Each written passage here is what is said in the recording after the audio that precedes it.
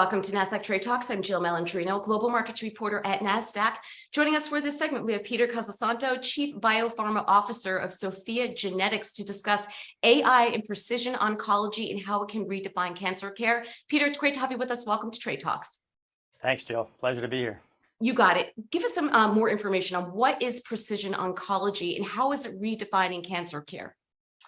Sure. Yeah. I mean, precision oncology is really looking to, take a more individualistic approach in terms of treating patients, right? And so, some of the challenges we have with clinical trials today is they can be a little bit more generalizable, but with the advent of precision medicine, precision care, you're really going after the patient, looking at everything from their specific genome to their lifestyle choices to really tailor that approach.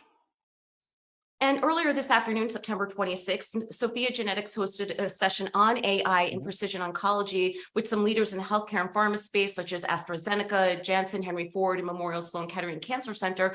Peter, what were some of the highlights that were discussed at this event? Quite a bit, Jill. I mean, it was it was a fantastic session. We had some panel discussions. We had some individual talks. There's a lot of buzz, obviously, around AI today. It's being widely used in many industries. I think the healthcare, has been a little bit slow to adopt, but that's what we're looking to change, right? Is really to have AI penetrate into healthcare and to help change how patients are being treated ultimately to better outcomes. And so the goal of today was really to get some of these key industry leaders, whether it's treating physicians or industry leaders in pharma companies, to interact with each other, to really talk about what is it going to take to move that needle and really drive, the benefits of AI and not look at it as, something scary, right? But AI and machine learning and how it can really better, not just the efficiencies that you'll gain, but really in the treatment of patients and helping with cures. Let's dive deeper into that when we think about artificial intelligence and its role in precision oncology. What's an example of how you think it can be leveraged to improve the performance and the outcomes for patients? Sure. I mean, one of the things we're working on at Sophia Genetics is, again, when you think more precision medicine, personalized medicine, we're looking to go beyond genomics, which, oftentimes a lot of drugs are based off of the patient's genome today. And so what we're looking to do now is bring in other data modalities, other data sets. It could be from their clinical history. It could be from, various treatments they've had prior. We're looking at their radiomic images. We're looking at their pathology data. So this is a multi-pronged, multimodal data set.